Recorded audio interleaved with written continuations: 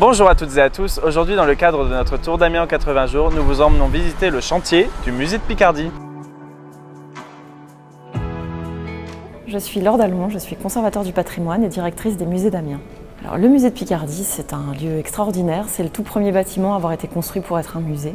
C'est un bâtiment qui date du Second Empire, qui a été construit entre 1854 et 1867, qui abrite une collection très éclectique allant de la préhistoire jusqu'à l'art contemporain et qui aujourd'hui est un des musées de France les plus importants, même si beaucoup l'ignorent encore. Ce qui fait la richesse du musée de Picardie, enfin une de ses richesses, c'est la qualité de son décor et son importance. Donc il y a des pièces dans le musée qui sont intégralement ornées ou présentant un décor très important, comme le Grand Salon, qui est la pièce centrale, qui est au cœur du monument historique et qui présente un décor très particulier d'un rouge profond qui rappelle le Louvre du Second Empire, avec des dorures et le nom des artistes aussi ou de personnalités qui ont marqué l'histoire de la région. Cette pièce n'est pas du tout la seule à être décorée, puisqu'on a aussi par exemple une chapelle qui était un écrin pour les œuvres d'art religieux à l'origine du musée, et donc qui n'a jamais été une chapelle consacrée, mais qui a été décorée comme une chapelle un peu de fantaisie au rez-de-chaussée du bâtiment. Au niveau de ce rez-de-chaussée, on trouve aussi des salles dédiées aux fondateurs du musée. Les fondateurs du musée, ce sont les Antiquaires de Picardie, société savante qui existe toujours à l'heure actuelle, et à qui ont été dédiées deux salles, une bibliothèque et une salle dite des séances, dans laquelle la société tient séance, accueille des chercheurs, organise tout un tas de rencontres et de réunions. Ça, ce sont des pièces très particulières par rapport à l'identité de ce lieu.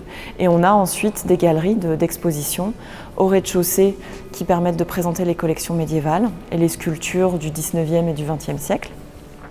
Au premier étage, nous avons de grandes galeries de peinture, en tout cas elles étaient vraiment faites pour être des galeries de peinture à l'origine, ainsi qu'une galerie d'honneur qui elle aussi est un espace très décoré, très chargé aussi, chargé en symbolique. C'est un lieu qui raconte à quel point la Picardie est une région riche et à la fois de talent et de riche en histoire.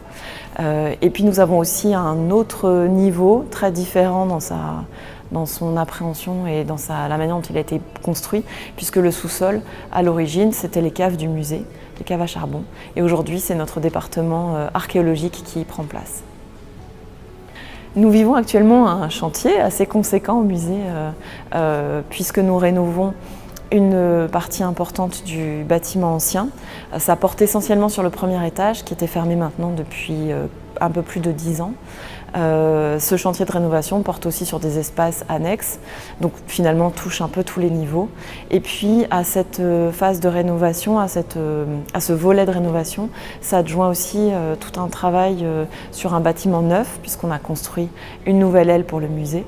C'est une aile qui n'accueillera pas d'œuvres ou très peu, mais qui permettra d'offrir aux visiteurs de nouveaux services, des commodités en tout genre, un auditorium, une salle de pratique artistique, donc vraiment des nouveautés pour ce bâtiment, pour ce lieu.